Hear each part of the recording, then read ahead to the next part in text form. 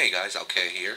I wanted to post a video about Feed the Beast Monster, specifically mob grinders, and using the new system because we don't have soul shards anymore in the Feed the Beast packs, and basically I didn't even know where to start. I couldn't think of any place to start, so I searched the forums and I found quite a bit of people saying that we should use Cursed Earth, and Cursed Earth, it sounded great, but some of the problems I was having were, first of all, you need a silk touch to gather the earth. You make it by finding a division sigil and doing the sacrifice at the enchant table, which is fairly self-explanatory. Once you find it, it'll say that it's not activated, and you just go use it with an enchant table outside after dark. It has to be at midnight. You kill something, and there's quite a few videos on how to get Cursed Earth, so I'm not going to go into that. But actually employing it into the spawner was the problem I was having. I was also worried about because if it touches that light, if there's any light in here that's I'd say above a redstone torch. I was able to successfully use redstone torches with it. Anything above the light level of like a redstone torch will kill the earth. It'll actually set it on fire, so you end up destroying all your cursed earth. I found that a good way to disable it was with these Tinker's Construct drawbridges, and I have it set in here. So so those drawbridges are in there, and they will basically expand that earth, or push out that earth. Now this is set up on a switch. The way that I have these, those lights are set up on a, here we go. Now I use Morph, but I only use it to get into small places. I think it's probably a very cheaty mob right now. They haven't really balanced it. I don't think he really balanced it. It's more of a fun mod. But it's just, I like having it, so I went ahead and put it on my computer. But yeah, this is really what it's good for. This is probably where it exceeds the most, or where it excels the most, is being able to get into these small spaces and not have to just demolish underneath it. You see it's still a one-by-one area all through here, because that's what I used to do it. Now, I have these lights set up to a NOR gate and a repeater. The repeater is set to 128 ticks, and the NOR gate is set to this NOR gate is set to these lights. So when I spawn, or when I pull out the Cursed Earth, it will come out instantly, and the lights will turn off instantly. But when I push, or when I turn it off, the lights will not come on automatically. They'll go through this 128 tick. I do that so I don't have to worry about the Cursed Earth being destroyed, and I could still keep those mob spawners that I eventually got after to keep spawning, and I'll go into that in a second, like why I actually did that. But that is how that is set up, just in case anyone wants to know. And I'll show you right now. I'm going to go ahead and turn on, well, I can go ahead and leave it off. Now you can see that it's really really dark in here now, and the Cursed Earth isn't getting destroyed.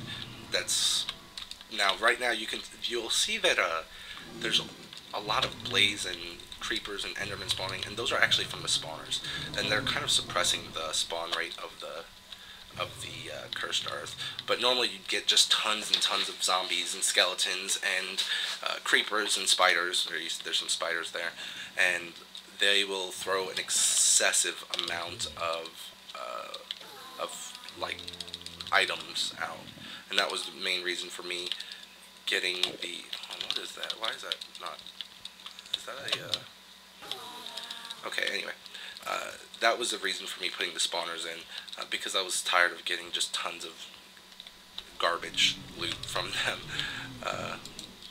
I guess garbage is relative depending on what you have, but for me this was the result of all the zombie things, and there was actually a lot more, but I've been repairing them and smelting them down. Anyway, so that is what what your spawn room should look like. It will, like I said, I could turn it on, the lights will go off instantly. That's the result of that circuit. the lights will go off instantly, and that the lights are there basically for the spawners and also just to keep this room kind of lit a little bit in there while I'm not using it. And then I can go ahead and turn it off, and it will pull back the cursed earth, so no more spawns from the cursed earth. And then the lights in 128 ticks will turn on. So that's pretty sweet. Okay, now I have all of that. All of those are going to those ender tanks. Those ender tanks are being fed up here, and that's dropping all that mob essence in here. So now what do I do with the mob essence? Well, I spawn mobs. Okay, now right here, I don't know what ball this is. Let me check. Call them safari balls, because that's what I mean, they're safari balls. They're pokeballs. Let's just be honest. All right, there's safari. It's a safari net, a witch.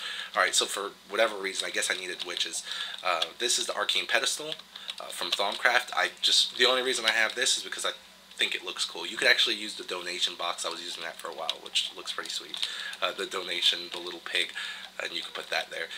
This is a filing cabinet. It'll hold quite a bit of items, and it's for it's with extra utilities. I'm sorry, and this is just to hold my balls. And the reason I really like this, even though it's a little bit buggy when you come back, is because it puts them in alphabetical order. So I can actually keep this in alphabetical order. Even if I pull something out, I can put it back in, and I'll show you. I don't have a witch spawner in there right now because it's on there.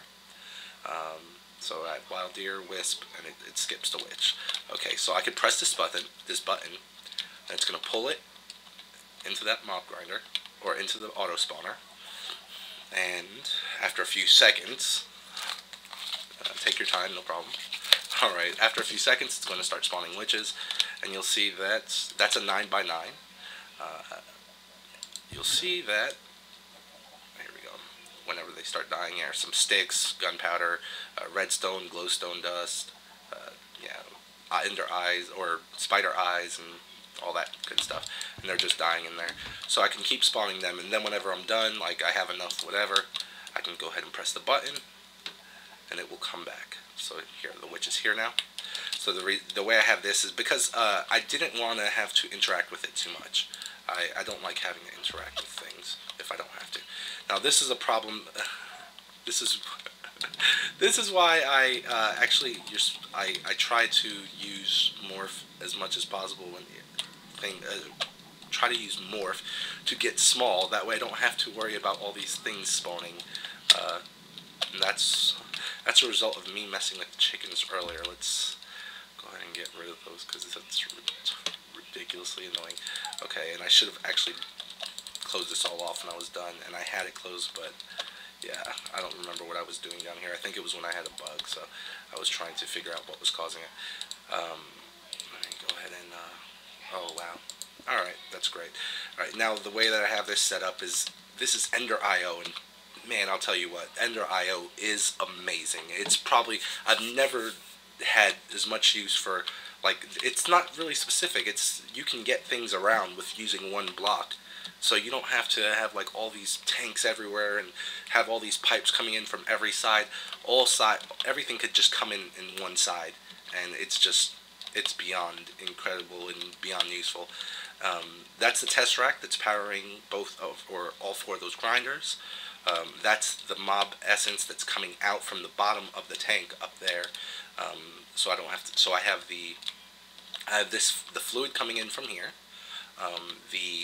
And it's going up into this auto spawner.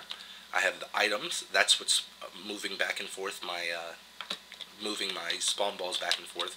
And to set that up, it's a little bit complicated, I'd say, but if you know anything about Ender IO, it's not that bad.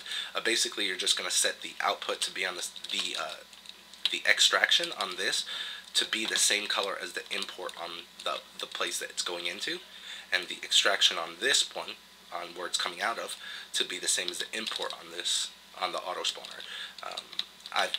I'm telling you, it's just ridiculously useful. I remember before Ender IO, I had to have a wire here and have like the mob essence next to it, and then on the other side I have to have the power coming from underneath.